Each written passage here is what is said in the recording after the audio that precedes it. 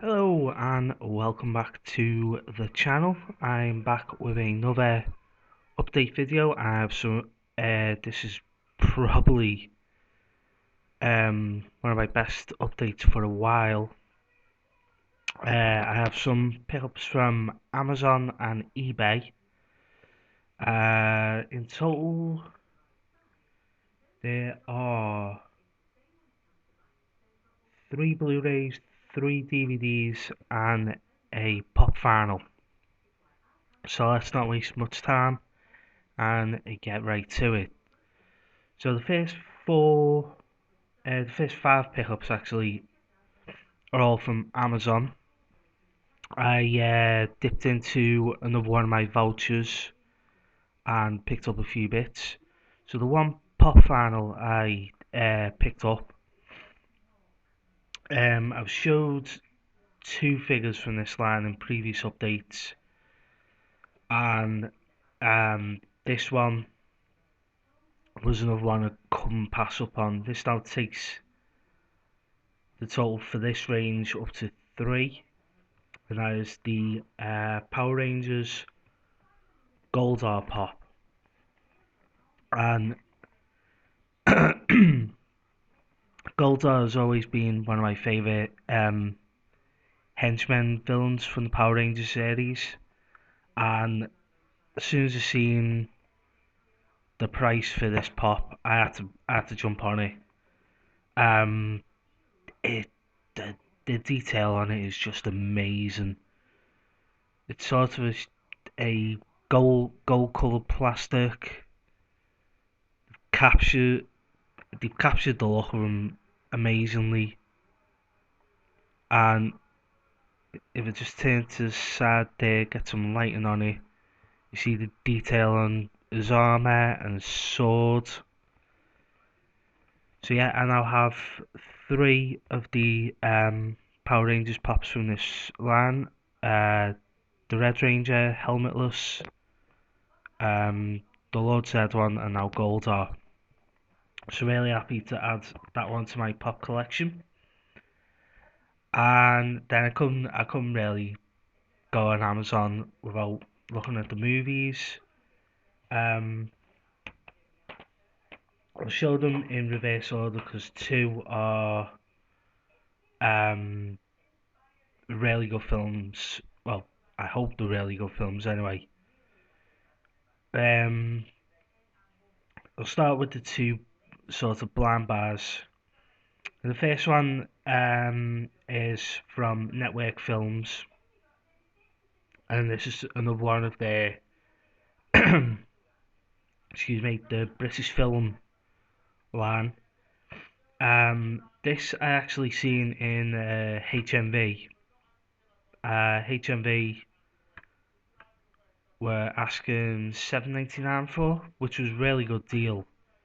But I managed to find this on Amazon for £2 cheaper, so instant pickup. I know absolutely nothing about the film apart from the cast. It is The Nightcomers, and it stars the legendary Marlon Brando, but it also stars a couple of well-known British actors, Stephanie Beacham and the late Dame Thora Heard. Um, and this is actually a British horror thriller directed by Michael Winner. Um, so I'm not quite sure how they managed to attract such a brilliant actor as Marlon Brando, but it basically it's sort of a prequel to um, the Turn of the Screw, kind of. It just looked a really interesting film. As with all these network releases, not too much in the way of special features. It just has the theatrical trailer, a teaser trailer, image gallery, and a PDF with some promotional material. But I'm definitely looking forward to checking this one out. And the next title is the one DVD I got from Amazon, and this one has been sort of on the list for a while. I did actually want the Blu-ray release, or the Blu-ray is a little bit harder to track down, and this was only £3 for the DVD. And I didn't realise until it arrived yesterday that it was actually released by Eureka, who of course are well known for the Masters of Cinema line. And the reason why I wanted this is because there's a famous segment that was featured on the countdown of the 100 greatest horror moments by a British TV channel called Channel 4 a good, must be 10-15 years ago. Um, it sort of captured my imagination. I wanted to track down the full film. It is The Adventures of Mark Twain, and it's the 25th anniversary edition, which came out in 2011. Um,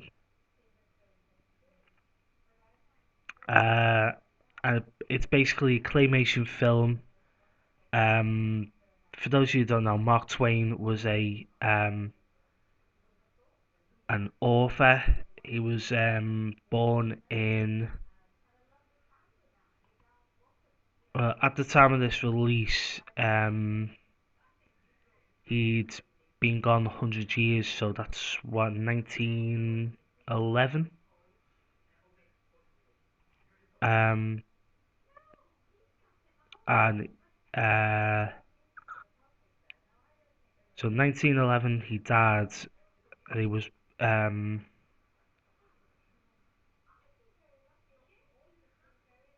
he was born 175 years ago at the time of this release. So that's what, about 1880, so 1820, something like that. Oh, I'm horrible at math, and to be honest, my brain, as I'm recording this, isn't really functioning well. I haven't fully woken up. It's now 10 to 10 in the morning. I only woke up about an hour ago. Um, but yeah, it's a claymation film. It basically follows Mark Twain teaming up with some of the characters from his works, Tom Sawyer, Huckleberry Finn, and Becky Thatcher, and they basically um, it's like an adventure movie basically. As far as special features go, for this anniversary edition, features brand new high def restoration, new optional subtitles for the deaf and hard of hearing, the music of Mark Twain selected music tracks, feature length commentary with the director Will Vinton, featurette on the story of claymation, behind the scenes, crew interviews, stills gallery, and a trailer. So, being a Eureka release, it is stacked. I'm definitely looking forward to checking out what this is about. I probably may watch this at some point this weekend. But these two were the main um, the main pickups from this the lot I've got from Amazon.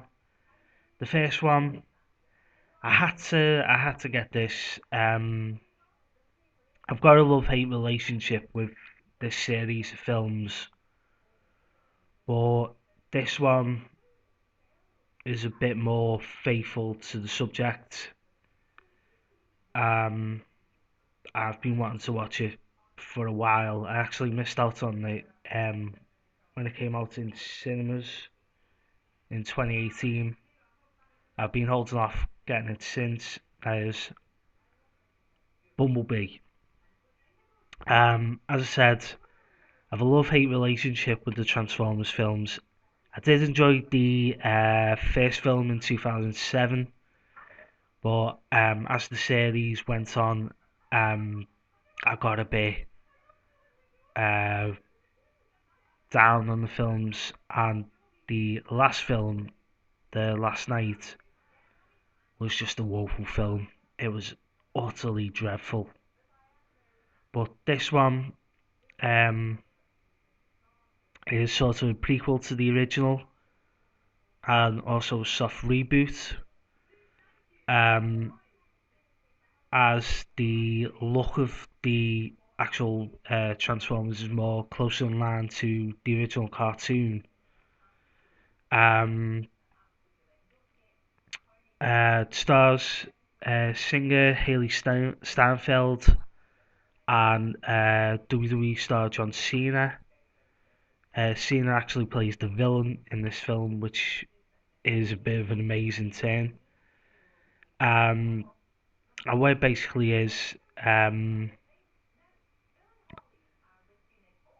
it's the story of Bumblebee getting sent to Earth to protect it by Optimus Prime after Cybertron's fallen.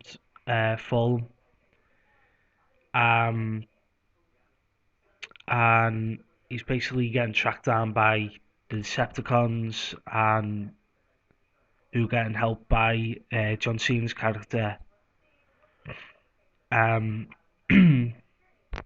so it looked a really fun film from the trailers anyway, and I love the fact that they went back with the original um, car mode for Bumblebee, because in the Transformers series of films, B was a Camaro, but he's gone back to his cartoon look, which was a Volkswagen Beetle.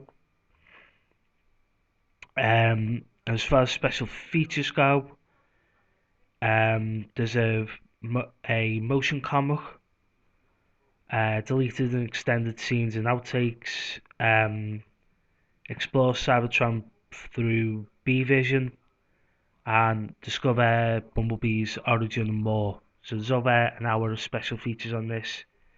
I can't wait to finally sit down and watch that. Well, this is the big one. This one, I'd seen the trailer for it. It looked interesting, but it wasn't something I was going to sit down and watch until a good friend of mine actually recommended it to me. Um, so I decided to pick it up, check it out for myself. If I don't like it, then I can always just resell it. Uh, but it was um, it was a really talked up film. It is Once Upon a Time in Hollywood, starring it's got a pretty awesome cast. It's Leonardo DiCaprio, Margot Robbie, um, who of course worked together on The Wolf of Wall Street, which is one of my favourite films, and the one and only Brad Pitt.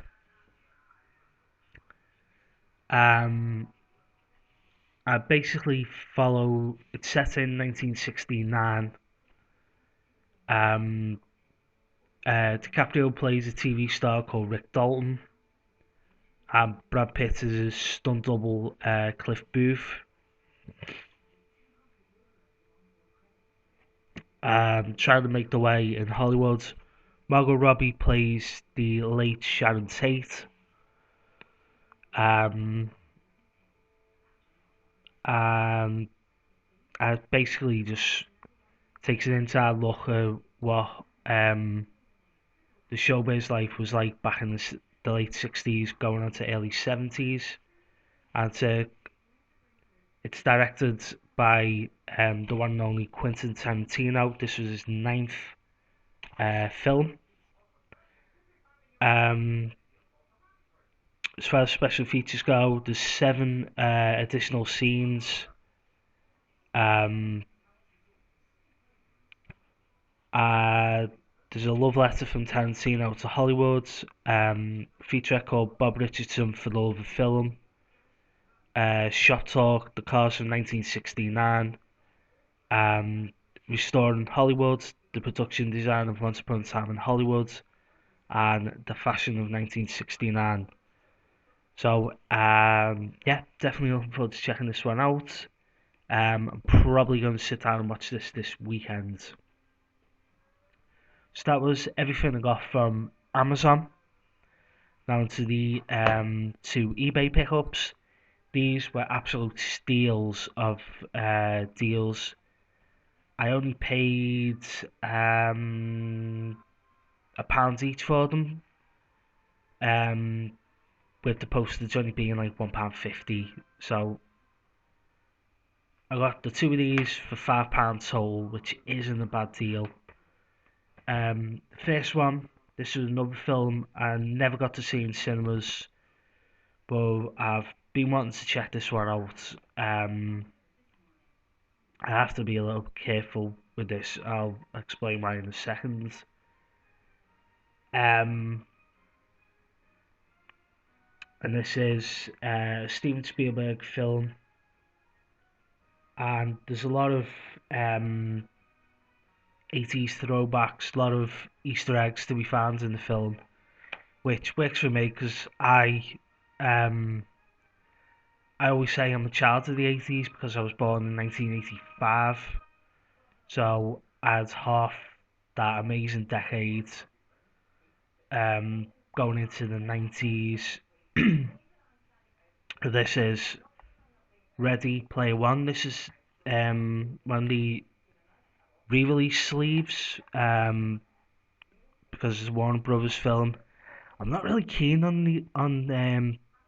these sleeves with just a blank image, a blank background with just the title and a picture of a face. That is the main cover, and that looks a lot better. As